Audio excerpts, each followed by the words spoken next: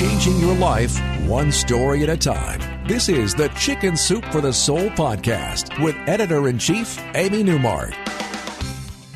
Hey, it's Amy Newmark with your daily dose of Chicken Soup for the Soul inspiration. It's Tip Tuesday, and today is the first of 4 podcasts in a row that celebrate Father's Day. Today I'm going to share 2 stories that make it clear the monumental impact that fathers have on their kids.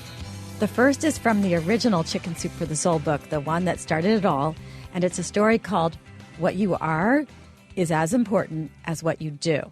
It's by Patricia Fripp. Patricia says that it was a nice sunny afternoon in Oklahoma City, and her friend Bobby Lewis was taking his 2 little boys to play miniature golf. He walked up to the guy at the ticket counter and said, "How much is it to get in?" And the young man replied, $3 for you and $3 for any kid who is older than 6. We let them in free if they are 6 or younger. How old are your boys? Bobby replied that one was 3 and one was 7. He was about to pay the man $6, $3 for himself and $3 for his older son. But then the man said that he could have said the older one was 6 if he had wanted to. He said to Bobby, "I wouldn't have known the difference." And Bobby looked at his kids and looked at the young man and said, "Yes, that may be true, but my children would have known the difference." Now, our next story is about a father who did his good deeds quietly, but his son, Dave Ursillo Jr., noticed anyway, and he shared his story called The Greatest Lesson Never Spoken in our Father's Day book called Chicken Soup for the Soul, Thanks, Dad. Dave makes the point that sometimes the greatest lessons taught by our fathers are the silent ones. He explains that he always knew his father was an accomplished attorney and a prominent member of the community in Providence, Rhode Island. And he says that his dad would deliberately teach his children some lessons, saying things like, "You cannot judge your actions on the basis of what others do or don't do. In other words, do the right thing." But under the radar, David Sr. was teaching David Jr. another lesson, one that Dave Jr. only learned through observation.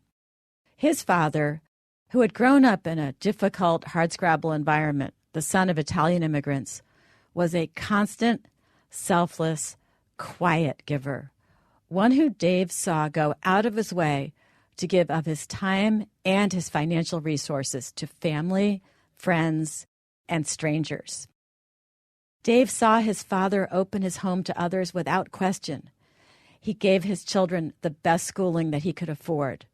He provided them with unconditional moral support and encouragement, something that he had not received himself as a child. And he did whatever it took to allow his kids to follow their hearts and pursue their passions.